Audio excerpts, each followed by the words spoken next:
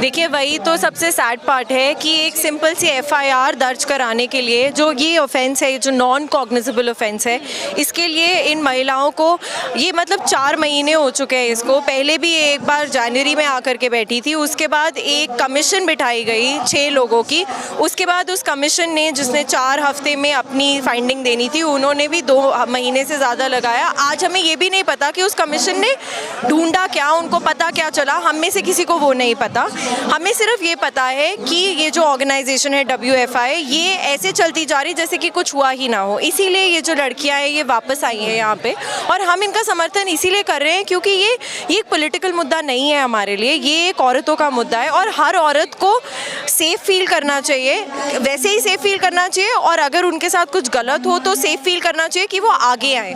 अगर हम ये एग्जाम्पल सेट करेंगे कि इतनी होनहार, इतनी वेल नोन ओलंपिक मेडलिस्ट, अगर उनके सड़क पे बैठने के बावजूद एक FIR लॉन्च नहीं हो सकती, तो एक कॉमन महिला इस देश में कैसे सेफ हो सकती है। देखिए कमेटी बनाई गई, आश्वासन दिया गया कि दूध का दूध पानी का पानी होगा, जांच की जाएगी। कहीं ना कहीं विश्वास सरकार ने दिया था इन लोगों को कि आप हम पे भरोसा रखो, कार्रवाई होगी, लेकिन 3 महीने बाद इनको फिर धरना देना पड़ रहा है। तो क्या सरकार की लापरवाही देखने को मिल रही है?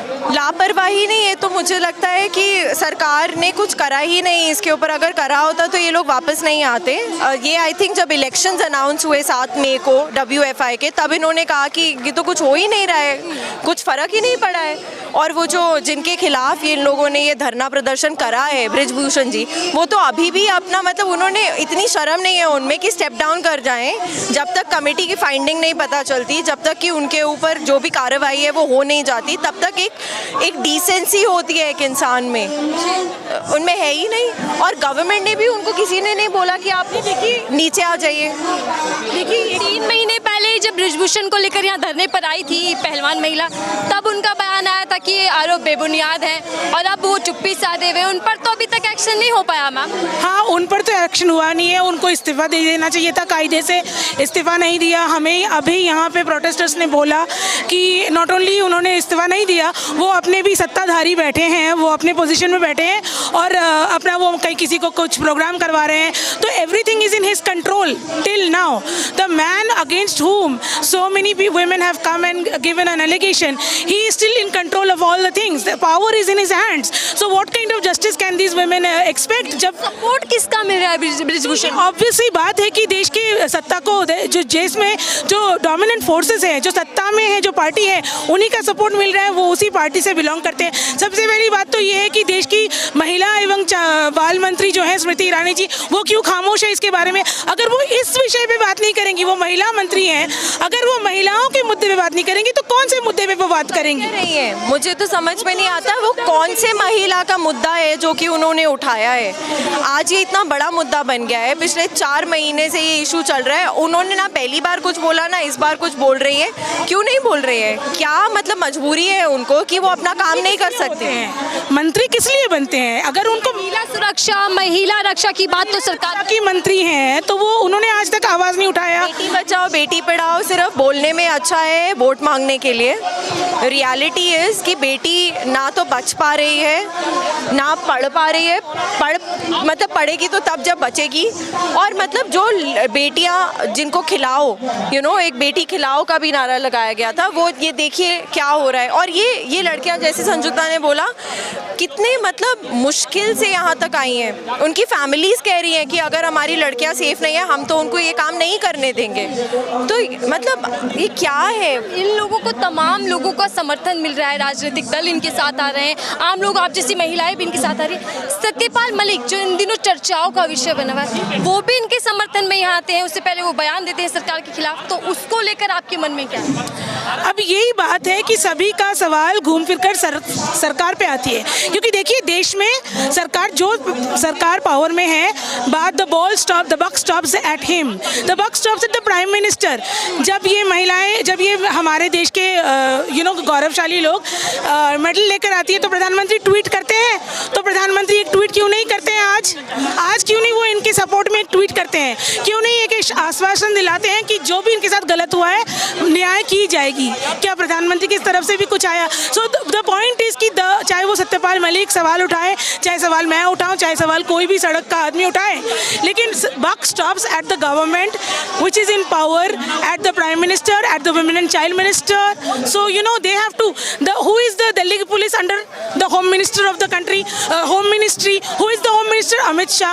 So the buck stops at them, they have to take action. इससे पहले इन्हीं बेटियों को अभिमान बताया गया था, पीएम मोदी ने इनके साथ नाश्ता किया और अब सरकार की चुप्पी है, तो उसको लेकर क्या कहेंगे? देखिए ये तो ब्रेजननेस है, यू नो, पता नहीं हिंदी में उसको क्या कहते हैं, but it's just utter brazenness कि हमें तो फर्क नहीं पड़ता, कर लो जो करना है।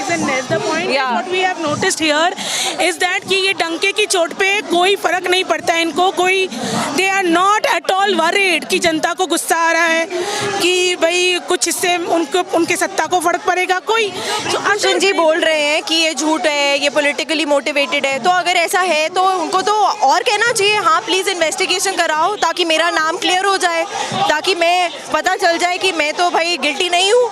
क्यों नहीं करने दे रहे, क्यों नहीं चाहते? जयंत चौधरी भी यहाँ पर आए थे, नरेश टिकैत भी यहाँ पर आए समर्थन देने, तो क्या जो राजनीतिक दल यहाँ पर आ रहे हैं उनसे दबाव बनेगा सरकार पर?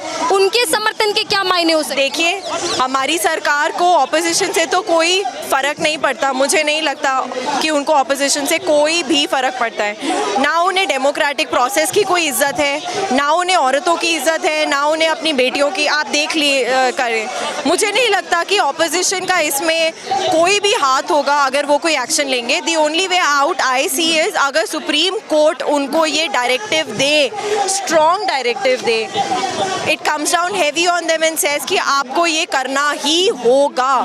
तो मतलब ये तो तभी हो सकता है आई थिंक जब supreme court comes down heavy on them. मुझे और कोई मुझे नहीं लगता कि इस गवर्नमेंट को कोई फ़र्क पड़ता है। आपने देखा था, मैं इसमें ये बोलना चाहती हूँ कि देखिए हम हमेशा सुनते हैं ना कि पॉलिटिक्स मत करो, इसको पॉलिटिसाइज मत करो, लेकिन सब कुछ पॉलिटिक्स से जुड़ा होता है। तो आई थिंक ये ज़रूरी भी है कि ऑपोजिशन इसमें आए और इनका साथ दे, और बाकी सभी पार्टी जो है, जो ऑपोजिशन पार्टीज़ हैं, वो इकट्ठा होकर इनका साथ दे। क्योंकि ये बोलना आसान होता है कि पॉलिटिक्स मत करो, बट लेकिन डिसीजन कौन लेगा, एक्शन कौन लेगा? जो पॉलिटिक्स में है वही तो एक्शन लेंगे ना। तो how can we not politicise when the matter is political, when the party, when the person who is accused by these women is also a political person, then हम कैसे कह सकते कि पॉलिटिक्स मत करो? तो बाक लाइक आई सेड कि यहाँ पे पॉलिटिक्स के ऑपोजिशन के पार्टीज को भी जुड़ना पड़ेगा, इनको इनके समर्थन में आना पड़ेगा। बहुत धन्यवाद हमसे बातचीत करने के लिए। देखिए लगातार महिलाएं, लड़कियां समर्थन देने आ रही हैं, क्योंकि ऐसा लड़कियों को लग रहा है कि जब देश की धाकड़ बेटियां सुरक्षित नहीं, जब देश की धाकड़ बेटियों के आंसू सरकार को नहीं दिख रहे, तो आम बेटियों के लिए कई चुनौतियों उभर कर आने वाली हैं, कई चुनौतियां उनके सामने खड़ी हो जाएंगी। और लगातार ये भी सवाल कर रहे हैं कि आखिर सरकार चुप्पी क्यों साधे हुए है? ये जो समर्थन यहाँ महिला पहलवानों को मिल रहा है वो दिन प्रतिदिन बढ़ता जा रहा है, धरना मजबूत होता जा रहा है। लेकिन जब सुप्रीम कोर्ट में कल सुनवाई होगी उसके बाद क्या कुछ रणनीति बनती है या क्या कुछ इनका आंदोलन आगे क्यों बढ़ेगा वो देखना होगा। फिलहाल के लिए दीजिए इजाजत।